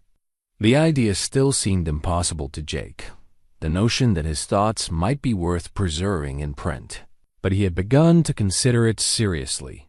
"She needs a name," Sarah said, watching as the foal explored her stall with growing confidence. Jake considered various possibilities, thinking about the circumstances of her birth, the hope she represented for the future of gentle training methods, the promise of a new generation that would never know fear or force as teaching tools. "Aurora," he said finally. "Like the dawn, a new beginning." Sarah smiled, understanding the layers of meaning in the choice. Aurora represented more than just a horse's name. She was the symbol of everything Jake had built in this place. The proof that damaged things could heal and create something beautiful in the process. As if approving of her name.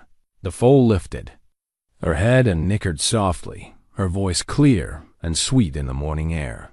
Esperanza answered with her own gentle sound, and Jake felt his throat tighten with emotion at the perfect domesticity of the moment. "You know," Frank said, leaning against the stall door, "when I first hired you, I figured you might last a month. Giant like you, too gentle for ranch work, probably couldn't handle the isolation. Never expected you to become family." The word family still had the power to make Jake's chest tighten with gratitude and wonder. He had spent so many years believing that belonging was impossible for someone like him, that his differences would always mark him as an outsider. But here, in this place where broken things were allowed to heal, he had found not just acceptance, but love. "Sometimes the best things come when you're not looking for them," Jake replied, his arm sliding around Sarah's waist in a gesture that had become as natural as breathing. Sarah leaned into his embrace, her own arm encircling his broad back as they watched Aurora take her first steps toward independence. "She's gonna be special," Sarah said. "You can see it already, the way she moves, the way she looks at the world. She's gonna change things, just like her mother did." Jake thought about the changes that had rippled out from his arrival at the Broken Arrow Ranch, the way one frightened horse and one lonely man had created something that touched lives across the territory. Horsemen who had once relied on force were learning patience. Animals that had been written off as too difficult were finding new chances. And in the town below, children who had once hidden from the scary giant now waved when they saw him driving the wagon to market. "Change starts small," Jake said, thinking of his mother's words about pressed flowers and lasting beauty. One relationship at a time, one moment of trust building on another. Aurora stumbled slightly in her explorations, her legs still uncertain beneath her, but she recovered quickly and continued her investigation of her new world. Esperanza watched with the patient attention of a mother who understood that growth required both protection and freedom, both guidance and the space to make mistakes. The morning sun climbed higher, painting the barn in warm golden light that spoke of abundance and possibility. Soon, visitors would arrive to see the famous Mustang and her trainer, to learn about methods that seemed revolutionary, but were really as old as the first human who looked at an animal and chose partnership over dominion. But for now, in the quiet privacy of dawn, Jake Morrison stood with his wife and his father-in-law, watching a newborn filly take her first steps into a world where gentleness had proven stronger than force, where patience had accomplished what violence never could. He was no longer the frightened boy who had fled Tennessee with accusations burning in his ears. He was no longer the lonely drifter who had wandered from ranch to ranch, searching for a place where his differences wouldn't matter. He was Jake Morrison, husband and teacher, healer of broken horses, and keeper of ancient wisdom about the power of love to transform everything it touched. The full Aurora, dawn, new beginning, lifted her head and looked directly at Jake with dark eyes that seemed to hold the promise of all the mornings yet to come. In that gaze, he saw reflected not the giant that had frightened so many, but simply a man who had learned that asking, "Please don't turn me away," could change everything when spoken to the right heart at the right moment. And in the warm circle of family and hope, surrounded by the gentle sounds of horses and the promise of spring, Jake Morrison finally understood that he had found his way home.